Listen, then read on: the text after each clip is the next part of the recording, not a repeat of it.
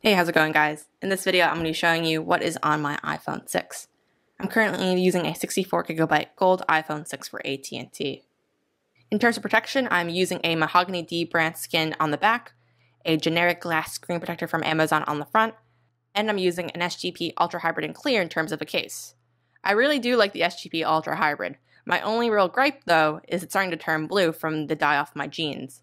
I can't get the dye off, and I really hate the way it looks, so I'm looking into getting another case. So now that I've shown you what I use to protect my iPhone, I'm going to show you now what I have installed on my iPhone. This is my lock screen wallpaper. It is a picture of Tim Duncan of the San Antonio Spurs. He is my favorite NBA player, and I recently found this picture, and I really love the way it looks. I think it fits the iPhone really well. So that's what my lock screen wallpaper is. If you want a link, I will put a link to it down below. So this is my iPhone lock screen, and let me just show you the other page really quickly as an overview. When I first got my first iOS devices, like my iPhones and things like that, I used to keep a million pages of apps and a lot of apps. I've now gotten to the point where I want to keep things pretty minimal, so I only keep 2 pages of apps on my iPhone, with the first page obviously being the ones that I use the most. So I'm going to start from the top left and kind of just work my way down through all the applications. First is Messages. Then I have Fantastical, which I use to replace the iOS 8 calendar, just because I really love their natural language input. You can write something like lunch with my friend tomorrow at 4 p.m. at Panera, and it'll automatically create the event with all the right parameters without you really having to slide through things. I think just a little bit faster. Next, I have Photos, Camera, obviously YouTube, which I use to watch YouTube videos, Google Maps, which I prefer over Apple Maps just because it's been a little bit more accurate for me. I like their turn-by-turn directions, and they also include transit information, so when I'm in New York City, it'll tell me when the next subway is. It'll also tell me how to get to places using the subway. Really like the Google Maps application. I use Yahoo Weather just because I really love their UI. I think it's really beautiful. It provides a lot of information without looking cluttered or ugly. Clock, Instagram, Facebook, and Tweetbot are the big 3 main social media applications that I use. App Store, Settings, 1Password, which is my password management application. I really like it because I have an extension for Safari on my computer. I have the application for my iPad and my iPhone, and I think it does a really good job of generating passwords and remembering it for you. Next, I have Facebook Messenger, which is a necessary evil. Especially while I'm in college, everyone communicates via Facebook Messenger, whether it be for a club or for class, so I'm always using Facebook Messenger. Next I have Todoist, which is my task management application. I used to jump between a lot of different ones before I settled on Todoist. I think they're a perfect combination of giving you very in-depth organization while looking really beautiful and making it really easy to use. Alien Blue, which I use to read Reddit. Feedly, which I use for RSS feeds. Feedly keeps all of my RSS feeds, and I moved them over from Google Reader when Google decided to shut down the service. Evernote, which is my digital brain. It does so much for me. It's unbelievable. Drafts, which is kind of a text application at the most basic level, but when you first open it, it's a blank screen with a blinking cursor, and you can type anything. And then, depending on what you write, then later on you can decide what you want to do with it. So most of the time I'm either making a list or a note, or writing an email and then sending it afterwards. Next, I have a shuttles application. Since I live at college, I take the shuttle to get to class and things like that, so this allows me to track which shuttles are on their way. Sunrise, which is another calendar application. I like Sunrise in the way it displays events. I like it a little bit more than Fantastical. I also really like their notification widget, which I use. So I have 2 calendars on my home screen just because I like both of them so much. Next, I have Google Drive, Pocket, which I use to read stories later on. And then down below my dock, I have Phone. Next, I have Boxer, which is my mail application. I prefer it over something like Mailbox because it's a little bit more advanced, allows you to organize a little bit more. It still gives you the ability to delay mail and swipe and things like that, but it also can have you save directly to Evernote too. So I actually created a custom gesture where when I swipe from left to right, it saves directly into Evernote, which is super powerful. Safari.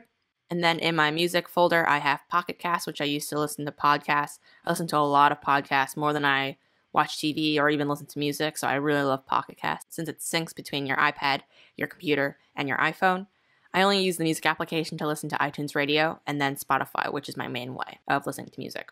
Moving on to the second page of applications, I have, of course, an Apple folder, and so these are all the applications that I cannot delete off of my iPhone that I just really don't use. A lot of them are just, they were replaced by a better application or one that I preferred, but some of them are really useful utilities like Find My iPhone and I believe I use the Apple Store app to pre-order a couple of different things. So that's my Apple folder. Moving on, then I have contacts. I have the health app just because I like to track my steps, and the iPhone does a really good job of tracking steps. It's a little bit more powerful for me too, since I used to wear a Jawbone up, but I didn't really like wearing it. I felt like it was really clunky, so I always keep my iPhone with me, so it's been a little bit more accurate in terms of tracking where I've been. In my utilities folder, this is just kind of not a junk drawer, but just miscellaneous applications as well. I have Optimum, which is my cable provider at home, and I use that to record shows and program my DVR.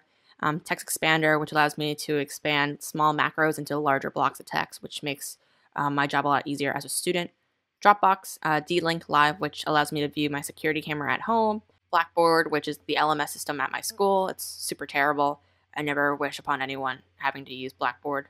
Google Translate, Authy, which is a two-factor authentication application.